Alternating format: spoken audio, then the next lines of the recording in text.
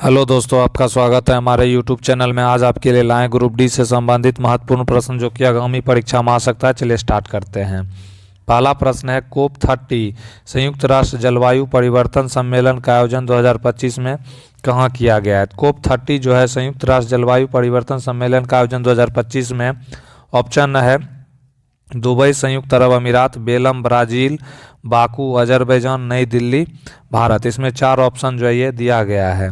तो इसका right answer जो है ब्राज़ील के बेलम शहर में 10 से 21 नवंबर तक जो है संयुक्त राष्ट्र जलवायु परिवर्तन सम्मेलन का आयोजन किया गया है। इसमें भारतीय प्रतिनिधि मंडल का नेतृत्व भूपेंद्र यादव ने किया था और केंद्रीय पर्यावरण एवं जो है जलवायु परिवर्तन मंत्री भूपेंद्र यादव ने जो है इसका जो है क्या किया था, प्रतिनिधि किया था।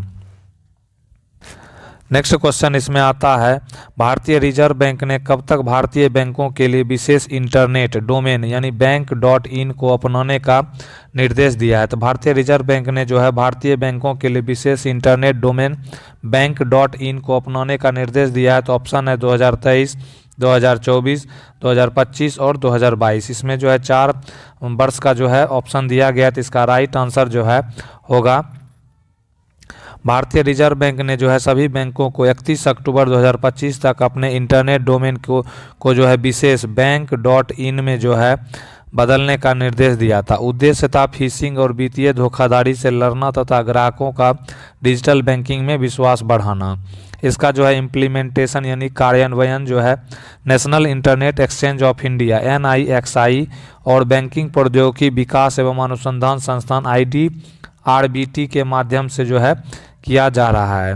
प्रारंभ की बात करते हैं, लॉन्च यह पहल जो है 7 फरवरी 2025 को घोषित की गई थी और अप्रैल 2025 से जो है पंजीकरण शुरू हुआ है। तो इस क्वेश्चन का जो है राइट आंसर जो है क्या हो जाएगा? तो 2025 जो है इसका राइट आंसर हो जाएगा।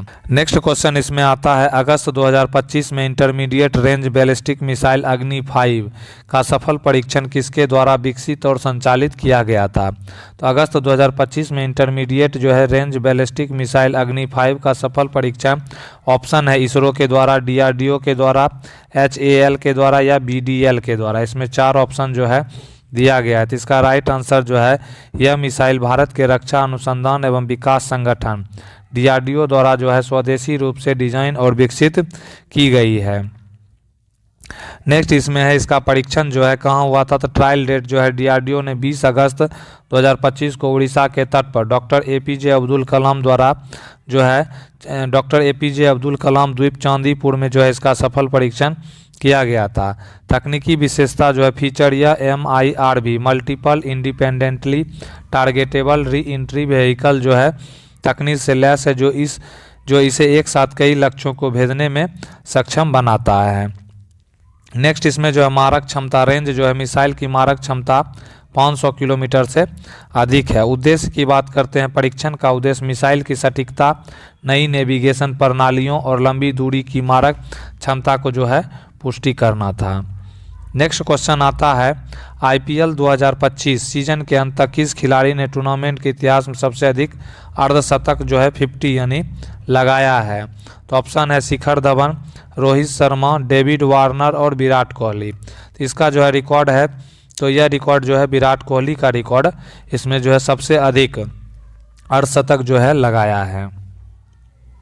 नेक्स्ट इसमें है विराट कोहली ने 15 अप्रैल 2025 तक IPL के इतिहास में कुल मिलाकर 1000 चौके और छक्के लगाने की उपलब्धि हासिल करने वाले पहले खिलाड़ी बन गए हैं। 2025 तक जो है उनके नाम में जो है 7000 से अधिक रन है और वो IPL इतिहास में सबसे अधिक रन बनाने वाले भी खिलाड़ी बन गए हैं। नेक्स्ट क्वेश्चन आता है, सितंबर 2025 में प्रकाशित बुकर पुरस्कार विजेता लेखिका अरुंधति रॉय के पहले संस्मरण यानी मेमोयर का जो है शीर्षक क्या है? तो ऑप्शन है the god of small things, the ministry of utmost happiness, mother mary comes to me, Azadi, freedom, फॉसिबाद, फिक्शंस। तो इसका right answer option C mothers mary जो है कम्स टू मी जो है यह अरुंधति रॉय का जो है मेमोयर जो है बुकर पुरस्कार विजेता की लेखिका जो है यह शीर्षक प्रकाशित हुआ था। तो सितंबर 2025 में अरुंधति रॉय के पहले संस्मरण का शीर्षक मदर मेरी कम्स टू मी जो है उनकी मां और उनके बचपन के अनुभवी पर आधारित है और यह 2 सितंबर 2025 को लॉन्च हुआ था। नेक्स्ट क्वेश्चन आता है नवंबर 2025 में Belum health action plan. Belum जो है हेल्थ एक्शन प्लान BHAP को विश्व स्वास्थ्य संगठन WHO द्वारा किस संस्था या सरकार के साथ COP30 में जो है लॉन्च किया गया था। तो नवंबर 2025 में COP30 के दौरान Belum health action plan BHAP को विश्व स्वास्थ्य संगठन WHO द्वारा ब्राज़ील सरकार यानी ब्राज़ील मिनिस्ट्री ऑफ हेल्थ और पेन जो है अमेरिकन हेल्थ ऑर्गेनाइजेशन यानी PAHO के साथ जो है मिलकर लॉन्च किया गया था। नेक्स्ट क्वेश्चन आता है इसमें एक क्षारीय विलयन का pH मान क्या होता है। एक क्षारीय विलयन का pH मान ऑप्शन है pH <7 यानी pH 7 से छोटा, pH जो है 7 से बड़ा, pH 7 के बराबर या pH 0। तो क्षारीय विलयन का मान जो है क्या होता है। तो इसका राइट आंसर pH स्केल का उपयोग किसी विलयन की अम्लता यानी एसिडिटी या क्षारीयता यानी बेसिसिटी को मापने के लिए जो है किया जाता है। इसका रेंज जो है 0 से 14 तक होता है और क्षारीय विलयन यानी अल्केलाइन या बेसिक सॉल्यूशन जिस विलयन का pH मान 7 से अधिक होता है उसे क्षारीय विलयन कहा जाता है। इसमें हाइड्रोक्साइड आयनों की सांद्रता हाइड्रोजन आयनों से जो है अधिक होता है। तो इसका राइट आंसर जो है pH जो है 7 से बड़ा होगा क्षारीय विलयन का। तो ऑप्शन जो है इसमें क्या हो जाएगा, ऑप्शन बी राइट आंसर हो जाएगा। इसमें जो यह दर्शाता है कि 7 से अगर छोटा रहेगा तो यह अम्लीय यानी एसिडिक विलयन को दर्शाता है। जैसे नींबू का रस pH 7 होगा, यह उदासीन यानी न्यूट्रल यानी विलयन को दर्शाता है। जैसे शुद्ध पानी pH 0 होगा, यह अत्यधिक शक्तिशाली अम्ल को दर्शाता है। नेक्स्ट क्वेश्चन आएगा मई 2025 में संपन्न हुई EFL यानी EFL चैंपियनशिप 2025 और 2024-25 सीजन के बाद स्वचालित पदोन्नति यानी ऑटोमेटिक प्रमोशन के माध्यम से कौन सी 2 टीमें प्रीमियर लीग 2025-26 के लिए क्वालिफाई करने में सफल रही है। तो EFL जो है चैंपियनशिप 2024-25 के सीजन के बाद लीड्स यूनाइटेड और जो है बर्नली स्वचालित पदोन्नति यानी ऑटोमेटिक प्रमोशन के माध्यम से प्रीमियर लीग 2025-26 के लिए क्वालिफाई करने में जो है सफल रही है।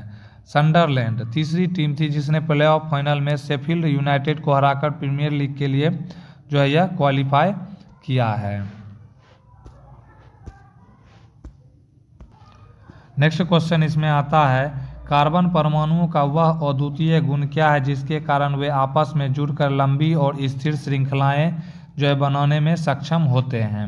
तो ऑप्शन है चतुष्फलकीय ज्यामिति यानी कि टेट्राहेड्रल ज्योमेट्री, श्रृंखलन यानी कैटिनेशन, विद्युत ऋणात्मक यानी इलेक्ट्रोनिगेटिविटी, आयनीकरण जो है आयोनाइजेशन एनर्जी। तो इस क्वेश्चन का जो है राइट आंसर होगा कार्बन परमाणुओं का वह अद्वितीय गुण जिसके कारण वे आपस में जुड़कर लंबी और स्थिर श्रृंखलाएं चेन बनाते हैं और श्रृंखलन जो है कैटिनेशन कहलाता है, जो उनकी छोटी परमाणु त्रिज्या और उच्च बंधन ऊर्जा और 4 सहसंयोजक बंध बनाने की क्षमता यानी चतुस्संयोजकता के कारण जो है संभव होता है, जिससे कार्बनिक यौगिकों की विशाल विविधता जो है वह बनती है। तो इस क्वेश्चन का जो है राइट आंसर क्या होगा, तो इस क्वेश्चन का जो है राइट आंसर क्या होगा, तो श्रृंखलन होगा, कैटिनेशन जो है इसका राइट आंसर जो है ऑप्शन बी हो जाएगा।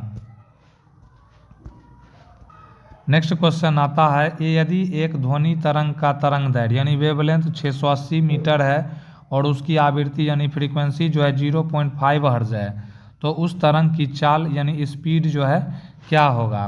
तो ऑप्शन है 1360 मीटर प्रति सेकंड, 340 मीटर प्रति सेकंड, 680 मीटर प्रति सेकंड, 170 मीटर प्रति सेकंड। इसमें 4 ऑप्शन जो है दिया गया है। तो v बराबर क्या होता है, तो एफ लेमडा जो है होता है। तो वेलोसिटी पूछ रहा है तो v बराबर क्या होगा, तो एफ जो है 0.5 हर्ट्ज है और गुना लेमडा जो है 680 इसमें दिया गया है। तो जब इसको जो है हम लोग मल्टीप्लाई करेंगे तो इसका राइट आंसर जो है 340 मीटर प्रति सेकंड जो है इसका आंसर आ जाएगा। नेक्स्ट क्वेश्चन आता है यदि एक वस्तु की स्थिति जुड़ जाए यानी पोटेंशियल एनर्जी 480 जूल है और उसका द्रव्यमान यानी मास जो है 12 kg है और गुरुत्वीय त्वरण जो है 10 मीटर प्रति सेकंड स्क्वायर है तो वस्तु की ऊंचाई जो है वस्तु की कितनी ऊंचाई पर जो है वह स्थित है। तो ऑप्शन है 2 मीटर, 4 मीटर, 6 मीटर और 8 मीटर। तो हम लोग जानते हैं कि इसका राइट आंसर जो है पोटेंशियल एनर्जी। पोटेंशियल एनर्जी बराबर क्या होता है, P बराबर जो है mgh जो है इसका फॉर्मूला होता है। क्या होता है, mgh। m 12 है, g कितना है, तो g इसमें जो है कितना दिया हुआ है, तो g जो है 10 दिया हुआ है और h जो हमको नहीं मालूम है। पोटेंशियल एनर्जी जो है 480 जूल जो है दिया हुआ है। तो जब इसको जो है हम लोग काटेंगे कितना आ जाएगा, तो 0 से 0 कट हो जाएगा, तो h बराबर जो है 4 मीटर जो है इसका राइट आंसर ऑप्शन बी हो जाएगा।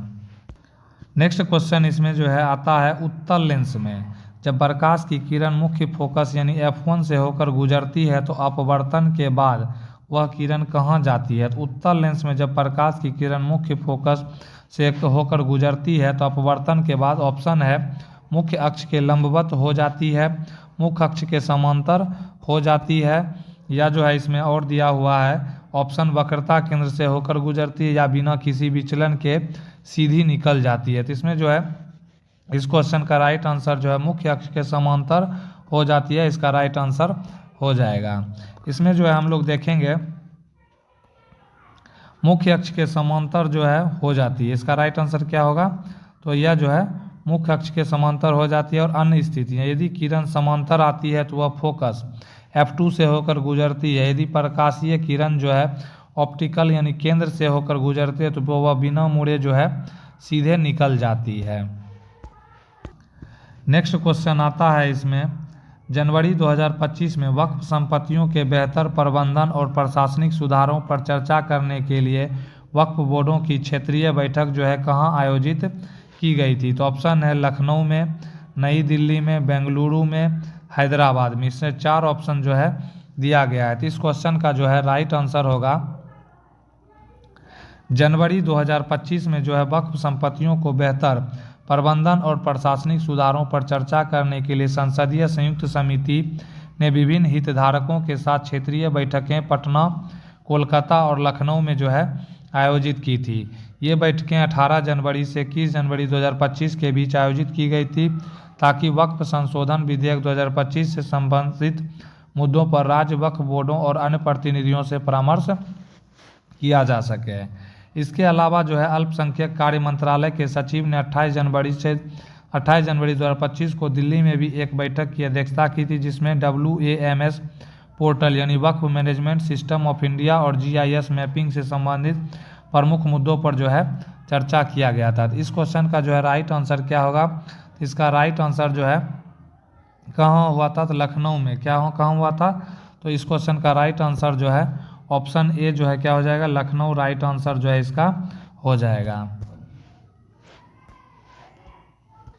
नेक्स्ट क्वेश्चन आता है, यदि किसी चालक की तार की लंबाई को दुगुना कर दिया जाए और उसके अनुप्रस्थ काट क्षेत्रफल को भी दुगुना कर दिया जाए तो उसके प्रतिरोध यानी रेसिस्टेंस पर क्या प्रभाव पड़ेगा। तो ऑप्शन है प्रतिरोध दुगुना हो जाएगा, प्रतिरोध आधा हो जाएगा, प्रतिरोध अपरिवर्तित रहेगा, प्रतिरोध 4 गुना हो जाएगा। तो इसमें ऑप्शन जो है दिया गया है। तो इसका राइट आंसर क्या होगा, तो इसका जो है राइट आंसर होगा इसमें जो है किसी तार का प्रतिरोध R, उसकी लंबाई L और अनुप्रस्थ काट का क्षेत्रफल A पर निम्नलिखित सूत्र के अनुसार निर्भर करता है। जैसे R बराबर होता है रो इंटू L/A। यहाँ जो है रो सामग्री की प्रतिरोधकता को जो है दर्शाता है, यानी कि मटेरियल का जो है क्या करता है, तो रेसिस्टिविटी को दर्शाता है। इसका निष्कर्ष है चूंकि लंबाई और क्षेत्रफल दोनों में समान अनुपात में वृद्धि हुई है, इसीलिए वे एक दूसरे के प्रभाव को निरस्त कर देते हैं और प्रतिरोधकता जो है प्रतिरोध जो है अपरिवर्तित यानी कि सेम रहता है। नेक्स्ट क्वेश्चन आता है इसमें, हाइड्रोमीटर का जो है सिद्धांत का कार्य जो है निम्नलिखित में से किस वैज्ञानिक नियम या सिद्धांत पर आधारित है। तो हाइड्रोमीटर का जो है कार्य सिद्धांत जो है ऑप्शन है पास्कल का नियम, आर्किमिडीज का सिद्धांत, बर्नौली सिद्धांत या न्यूटन का नियम। इसमें 4 ऑप्शन जो है दिया गया है।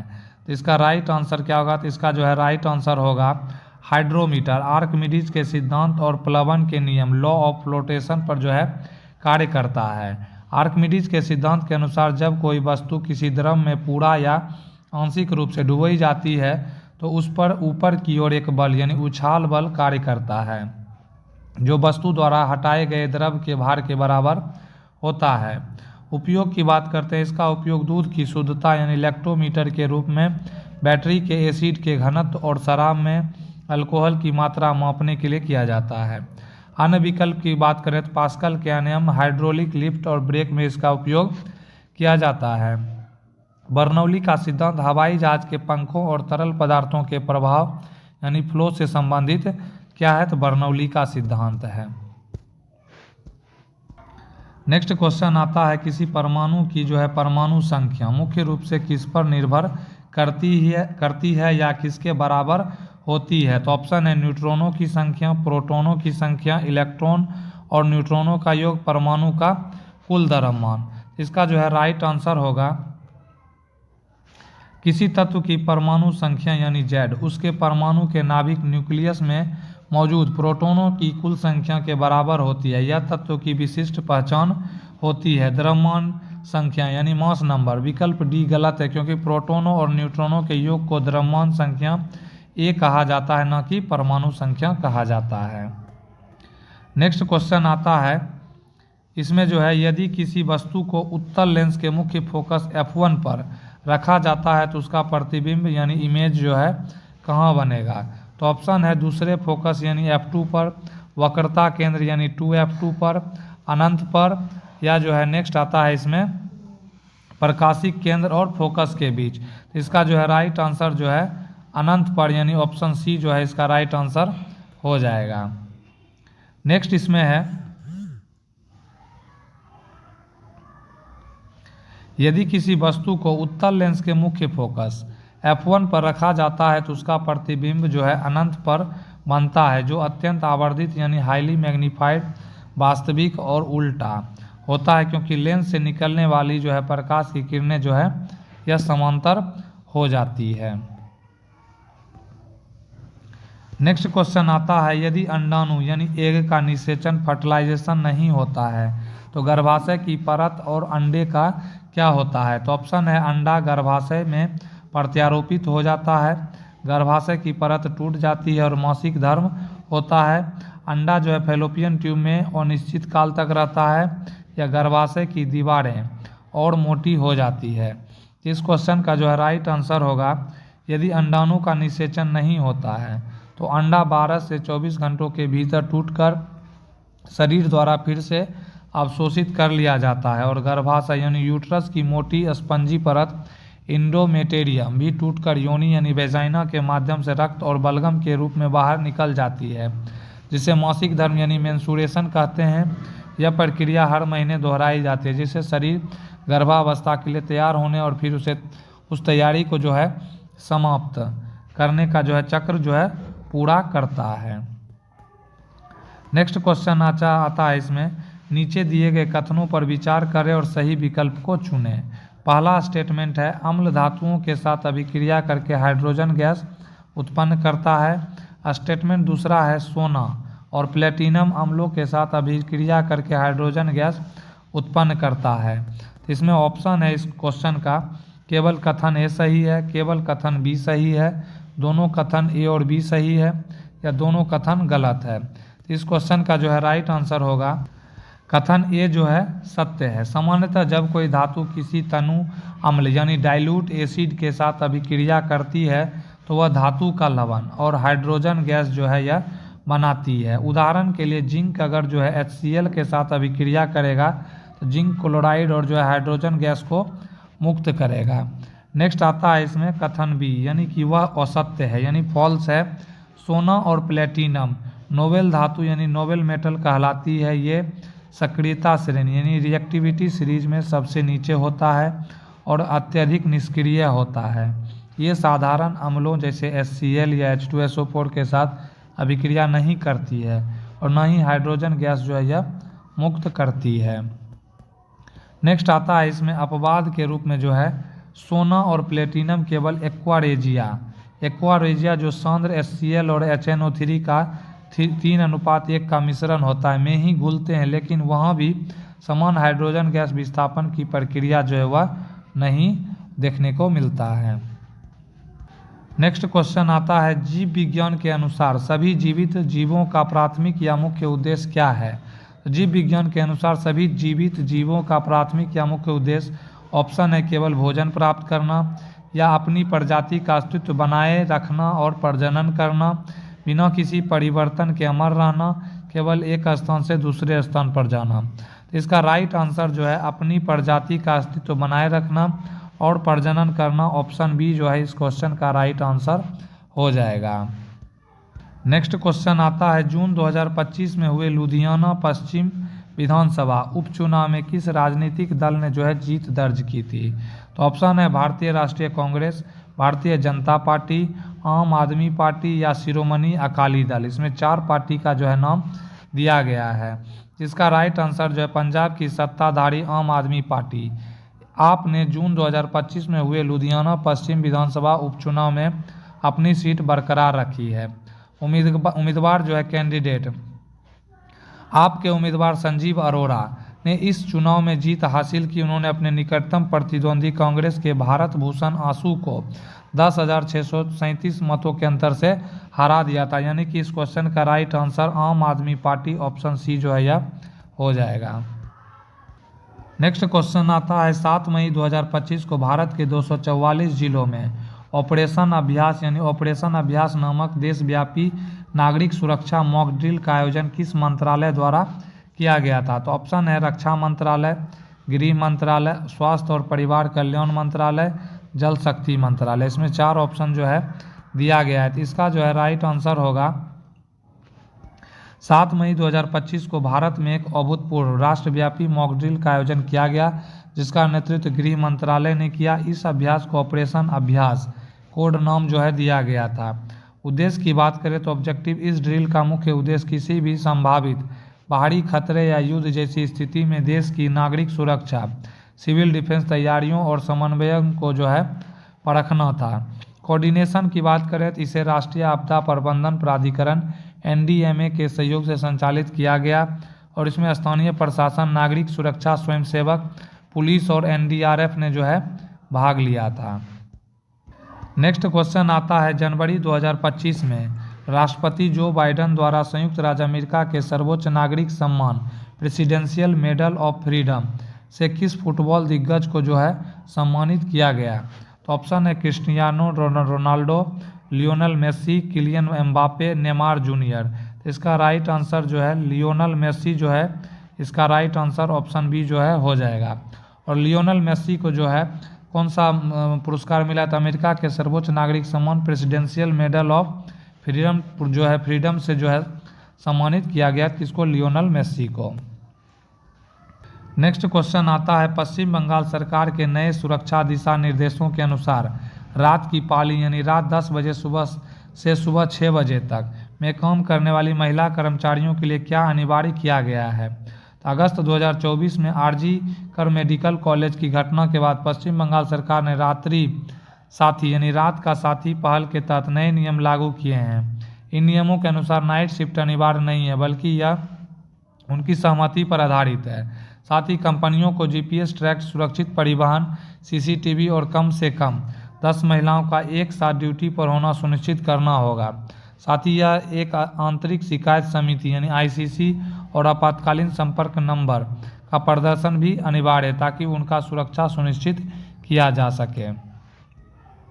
नेक्स्ट क्वेश्चन है, अंडे में यदि निषेचन ना हो तो वह कितने समय तक जीवित रह सकता है? यदि अंडे में निषेचन ना हो तो ऑप्शन है 12 से 24 घंटे, 2 से 3 दिन, 5 से 7 दिन या 28 दिन। इसमें 4 ऑप्शन जो है दिया गया है, तो इसका जो है राइट आंसर होगा एक महिला के मासिक धर्म के दौरान आमतौर पर जो है 14वें दिन के आसपास अंडाशय से एक परिपक्व अंडा निकलता है। इस प्रक्रिया को ओव्यूलेशन कहते हैं। जीवन काल की बात करते हैं, अंडा निकलने के बाद फैलोपियन ट्यूब में जाता है। यहाँ यह केवल 12 से 24 घंटे तक ही जो है यह निषेचित रहता है और शुक्राणु से मिलने के लिए जीवित और सक्रिय रहता है। निषेचन न होने पर यदि इस निश्चित समय के भीतर शुक्राणु अंडे को निषेचित नहीं कर पाता है तो अंडा विघटित डिसॉल्व हो जाता है और गर्भाशय की परत के साथ मासिक धर्म के रूप में शरीर से बाहर निकल जाता है। नोट, जबकि शुक्राणु जो है महिला के शरीर के अंदर 3 से 5 दिन तक जीवित रह सकते हैं। अंडे का जीवन काल बहुत छोटा होता है। तो इसका राइट आंसर जो है क्या होगा, तो इस क्वेश्चन का राइट आंसर जो है 12 से 24 घंटे ही जो है यह जीवित रह सकता है। नेक्स्ट क्वेश्चन है, भारतीय रिजर्व बैंक ने मई 2025 में north east small finance bank limited का नाम बदलकर आधिकारिक तौर पर क्या कर दिया है। तो north east small finance bank limited का जो है नाम बदल गया है। तो ऑप्शन है unity small finance bank, slice small finance bank, Shivalik small finance bank या उत्कर्ष स्मॉल फाइनेंस बैंक। तो इसका जो है नाम बदल गया है। भारतीय रिजर्व बैंक ने मई 2025 में नॉर्थ ईस्ट जो है स्मॉल फाइनेंस बैंक लिमिटेड का नाम बदलकर आधिकारिक तौर पर slice small finance bank limited जो है कर दिया है। जो फिनटेक कंपनी लिमिटेड जो है का फिनटेक कंपनी स्लाइस के साथ जो है मर्जर के बाद ऐसा हुआ है। यानी ऑप्शन बी जो है इस क्वेश्चन का right answer, slice small finance bank जो है यह कर दिया गया है। नेक्स्ट क्वेश्चन आता है, अप्रैल 2025 में भारत में पहली बार आयोजित विश्व स्वास्थ्य शिखर सम्मेलन क्षेत्रीय बैठक world health summit regional meeting का आयोजन कहाँ किया गया है। तो ऑप्शन है मुंबई, नई दिल्ली, हैदराबाद और जयपुर। इसमें 4 शहर का नाम दिया गया है। तो इस क्वेश्चन का जो है राइट आंसर होगा, विश्व स्वास्थ्य शिखर सम्मेलन जो है क्षेत्रीय बैठक का आयोजन जो है 25 से 27 अप्रैल 2025 को नई दिल्ली के भीतर जो है भारत मंडपम में किया गया था। और मेजबान जो है होस्ट इस शिखर सम्मेलन की मेजबानी निम्स यूनिवर्सिटी द्वारा जो है की गई थी, जिसमें Manipal academy of higher education और अशोका यूनिवर्सिटी सह मेजबान था। विषय की बात करते हैं तो इस बैठक का मुख्य विषय स्वास्थ्य समानता सुनिश्चित करने के लिए जो है पहुंच को बढ़ाना था, यानी कि scaling access to ensure health equity. तो इस क्वेश्चन का राइट आंसर नई दिल्ली जो है ऑप्शन बी हो जाएगा। नेक्स्ट क्वेश्चन आता है, जून 2025 में केंद्रीय गृह मंत्री अमित शाह ने किस राज्य के लिए सैटेलाइट आधारित बाढ़ जोखिम क्षेत्र एटलस का जो है शुभारंभ किया है। तो एटलस का शुभारंभ ऑप्शन है बिहार, असम, उत्तर प्रदेश और उत्तराखंड। इसमें 4 ऑप्शन जो है यह दिया गया है। तो इसका राइट आंसर जो है असम, ऑप्शन बी जो है इस क्वेश्चन का राइट आंसर हो जाएगा। नेक्स्ट क्वेश्चन आता है, अंतर्राष्ट्रीय मात्रक प्रणाली एसआई में घनत्व यानी डेंसिटी की मानक इकाई क्या है। तो डेंसिटी की इकाई क्या होता है। तो ऑप्शन है किलोग्राम प्रति मीटर, किलोग्राम प्रति घन मीटर, ग्राम प्रति सेंटीमीटर या किलोग्राम मीटर। तो हम लोग जो है घनत्व बराबर जो है फॉर्मूला जानते हैं, क्या होता है, द्रव्यमान बटा आयतन होता है। क्या होता है, तो द्रव्यमान बटा आयतन। तो द्रव्यमान का केजी होता है, द्रव्यमान का क्या होगा, केजी होगा, और जो आयतन का मीटर क्यूब होगा। तो इन किलोग्राम प्रति घन मीटर जो ऑप्शन बी इस क्वेश्चन का राइट आंसर हो जाएगा। नेक्स्ट क्वेश्चन आता है, निम्नलिखित में से कौन सा कायिक प्रवर्धन यानी वेजिटेटिव प्रोपेगेशन का लाभ नहीं है। तो ऑप्शन है पौधे जल्दी फूल और फल देने लगते हैं, बीज रहित पौधों जैसे केला अंगूर को उगाना संभव है, निषेचन और परागण की आवश्यकता नहीं होती है, इससे पौधों में आनुवंशिक विभिन्नता अधिक होती है। इसमें 4 ऑप्शन जो है दिया गया है। तो इसका राइट आंसर होगा कायिक प्रवर्धन यानी अलैंगिक प्रजनन, ये सेक्सुअल रिप्रोडक्शन का रूप है। इसमें नए पौधे केवल एक ही जनक यानी पेरेंट के कायिक भागों जैसे जड़, तना, पत्ती से बनते हैं, इसीलिए वे अपने जनक को सटीक प्रतिलिपि क्लोन होते हैं। इसमें आनुवंशिक विभिन्नता नहीं आती, जो कि इसका एक मुख्य नुकसान है। एनसीईआरटी जीव जनन कैसे करते थे, अन्य विकल्प की बात करें तो विकल्प ए सही है, कायिक प्रवर्धन से उगाए गए पौधों में बीजों से उगाए गए पौधों की तुलना में जल्दी फूल और फल आते हैं। विकल्प बी भी सही है, यह उन पौधों के लिए वरदान है जो बीज पैदा करने की क्षमता खो चुके हैं, जैसे केला और चमेली। नेक्स्ट इसमें आता है विकल्प सी, तो सही है क्योंकि यह जो है अलैंगिक प्रक्रिया है, इसमें परागण या निषेचन की जटिलता की आवश्यकता नहीं होती है। और निष्कर्ष है, कायिक प्रवर्धन का सबसे बड़ा दोष यह है कि यदि जनक पौधों में कोई बीमारी है तो वह अगली पीढ़ी में भी चली जाएगी, और विभिन्नता न होने के कारण ये पौधे बदलते पर्यावरण के प्रति कम अनुकूल हो सकते हैं। तो ऑप्शन ए सही है, बी सही है और सी सही है, यानी कि इस क्वेश्चन का जो है ऑप्शन डी जो है यह गलत है, यानी कि ऑप्शन डी इसका राइट आंसर हो जाएगा। नेक्स्ट क्वेश्चन है, निम्नलिखित में से कौन सा एक समांगी मिश्रण यानी होमोजीनियस मिक्सचर का उदाहरण है? तो ऑप्शन है तेल और पानी का मिश्रण, वायु, रेत और लोहे का कण, जल और चौक का पाउडर। इसमें 4 ऑप्शन जो है दिया गया है। इसका जो है समांगी मिश्रण का उदाहरण पूछ रहा है। तो समांगी मिश्रण यानी होमोजीनियस मिक्सचर वह मिश्रण जिसमें घटक यानी कंपोनेंट्स एक समान रूप से पूरे मिश्रण में फैले होते हैं और उनकी कोई स्पष्ट विभाजक सीमा यानी बाउंड्री नहीं दिखती, उसे समांगी मिश्रण कहते हैं। एनसीईआरटी के अनुसार क्या हमारे आसपास के पदार्थ शुद्ध हैं? तो इसका जो है वायु की बात करते हैं। वायु जो है नाइट्रोजन, ऑक्सीजन, कार्बन डाइऑक्साइड और अन्य गैसों का एक समांगी मिश्रण है, क्योंकि इसके घटक एक दूसरे में पूरी तरह से घुले होते हैं और इन्हें नग्न आंखों से अलग नहीं देखा जा सकता है।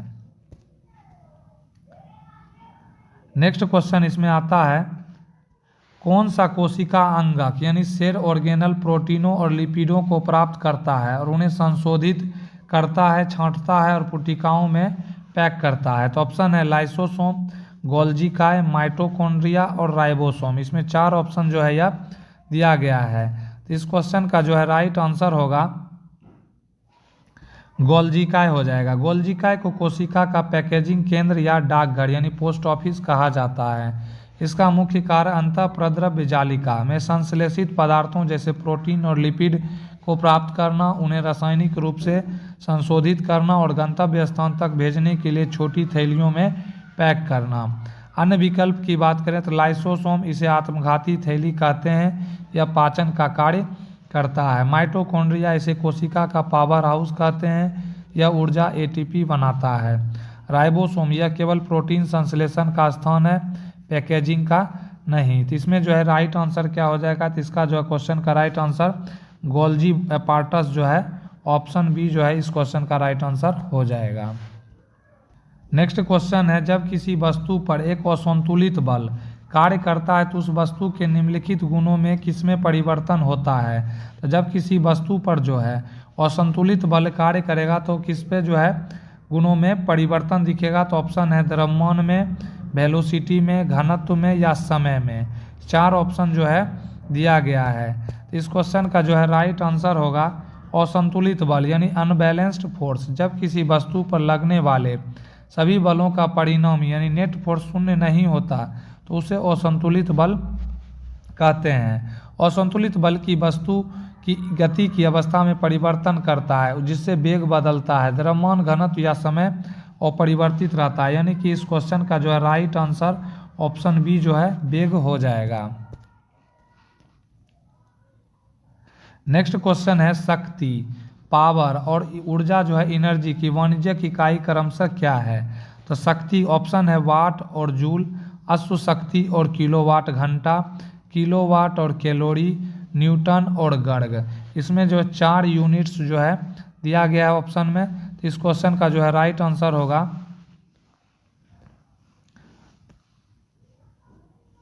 ऊर्जा की वाणिज्यिक इकाई। ऊर्जा की वाणिज्यिक इकाई यानी कॉमर्शियल यूनिट ऑफ एनर्जी औद्योगिक और घरेलू स्तर पर बिजली की खपत को मापने के लिए जूल या बहुत छोटी इकाई है, इसलिए किलोवाट घंटा का उपयोग किया जाता है। जैसे सामान्य भाषा में यूनिट कहा जाता है। 1 किलोवाट बराबर जो है 1 किलोवाट आवर बराबर 3.6 इंटू 10⁶ जूल जो है होता है, यानी 3.6 गुना 10⁻6 जूल होता है। नेक्स्ट आता है इसमें शक्ति की वाणिज्यिक इकाई। शक्ति की वाणिज्यिक इकाई यानी कॉमर्शियल यूनिट ऑफ पावर। हालांकि शक्ति का ऐसा ही मात्रक वाट है, लेकिन इंजनों, मोटरों और ऑटोमोबाइल उद्योग में शक्ति को मापने के लिए अश्व शक्ति यानी हॉर्स पावर का उपयोग व्यावसायिक रूप से किया जाता है। 1 हॉर्स पावर बराबर जो है 746 वाट होता है। अन्य विकल्पों की बात करें तो वाट और जूल ये क्रमशः शक्ति और ऊर्जा के एसआई मात्रक हैं, वाणिज्यिक नहीं। कैलोरी की बात करें या ऊष्मीय ऊर्जा का मात्रक है। न्यूटन या जो है बल का मात्रक है।